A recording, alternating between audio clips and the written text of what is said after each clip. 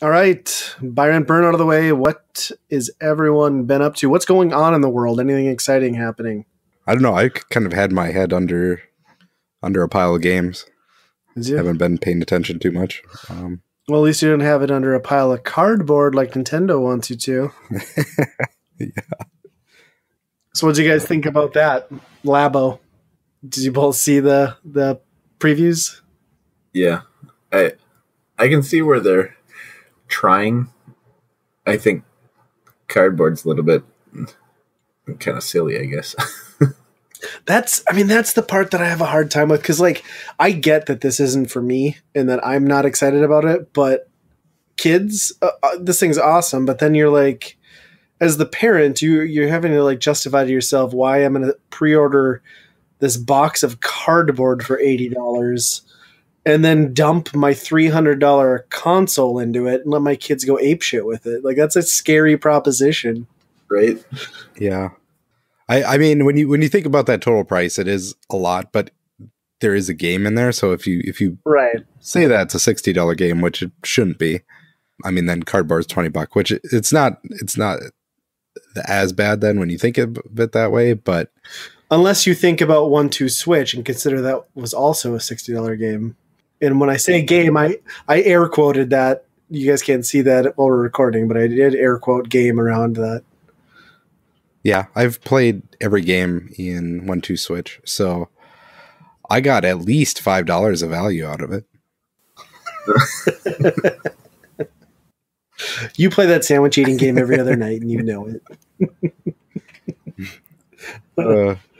I don't know. Like the Labo stuff is, I would love for my kids to put it together, but I would be so afraid of them playing with it all the time, just because, like you said, cardboard. And it's like really intricate cardboard where there's like strings and everything going around. And it's just like, yeah, like the guts of that robot suit. I was like, holy crap, mind blown. Yeah, no kidding. But all it takes is like one little thing to like bend over. And it's like shot, you know? Right. Yeah. Yeah, I'm curious on this. I mean, I have a couple of concerns, like one being the cardboard and the durability of that, especially with the electronics inside. And then, you know, the long term, I know they've said that there's going to be a replacement strategy for, you know, the cardboard and stuff. But then on top of that, let's say that the cardboard is like super high quality. It lasts a good long time, which I question, because some of that, like that fishing reel, like there's no way that it just looks like that would implode. But I'm getting off topic. I think my other main concern is just that those were not small kits. You know what I mean? That's a lot of stuff to just have laying around your house. I mean, think about the space that like everyone had taken up in their living rooms and game rooms with like Rock Band crap. Like if you bought all these kits, assuming more come out, like, are you just going to have a small room filled with cardboard creations for your Nintendo Switch? Can't put anything on them. Don't want anything to fall on them. It's interesting to me. I'm curious to see what the long-term, I think the strategy is sound in that like every peripheral that's been released, like let's look at like Tony Hawk Ride, Rock Band, you know, even Amiibo to some extent, and like Skylanders and the Lego thing, like they all come with these add-ons that are hard plastic physical things that take up a ton of space. So like at the end of the day, if you're done with this thing, you know, you can just unfold the cardboard and recycle it. So I think there's something there. Like I think Nintendo's smart with that because it isn't going to fill up landfills. I mean, well, it will, but you know, it's not this lasting thing that's in your home that you don't want anymore. Like you could totally get rid of it, but I don't know. And then I think some of that too, there's the customization piece, right? Like people are going to go nuts with this on the internet. You know, they're probably going to print out, I'd imagine, designs that people can just trace and cut and like build their own custom things, or like make a piano out of wood that does the same thing as the piano that was made out of cardboard. I mean, people will do some awesome stuff with this. Oh yeah, no kidding. I mean, look at how the custom Amiibo thing really took off, and like I can't even imagine how much work that is. So yeah, people are crazy in that regard.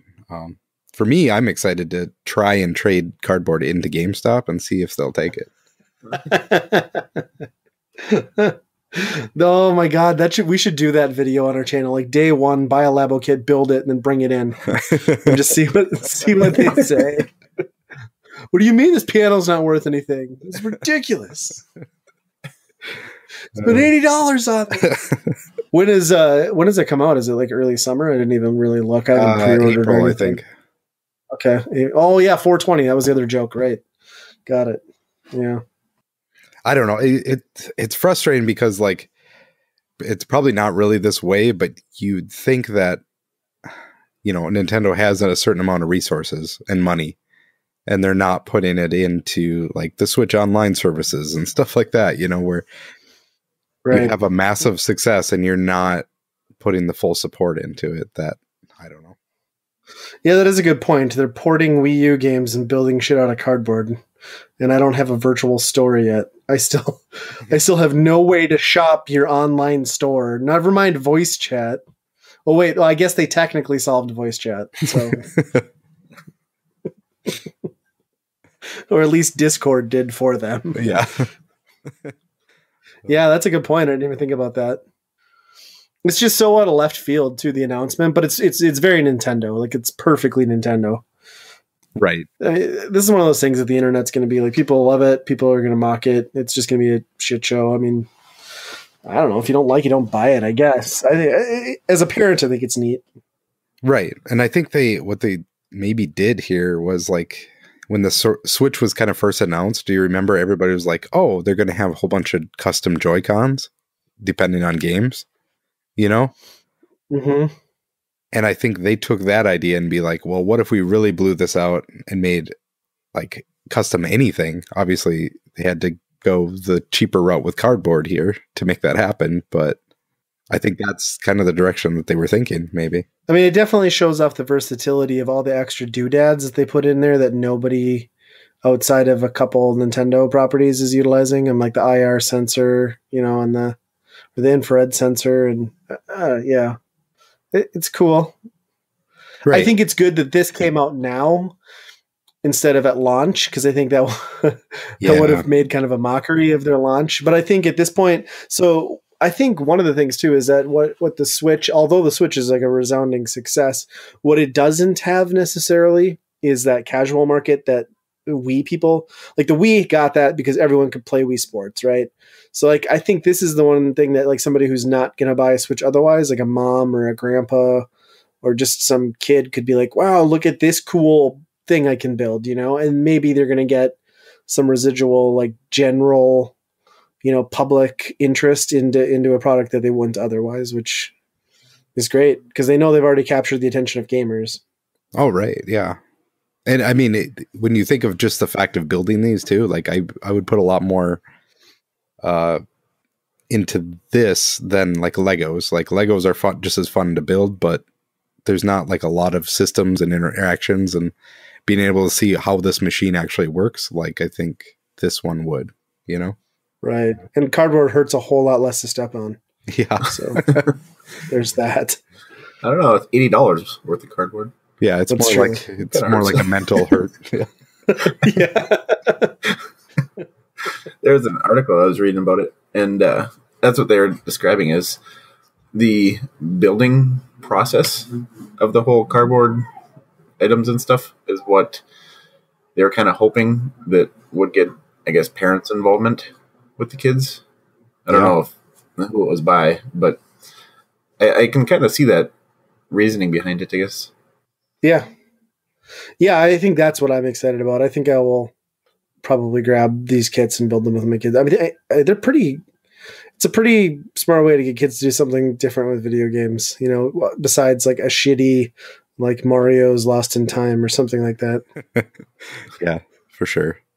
And it's going to get, like you said, it's going to get those parents that are like, video games are bad, but here's something that might be somewhat educational, Video games bad, cardboard good. It's preparing the homeless of the future. Why live in just a box? You can do so much more. I knew you were going to go there.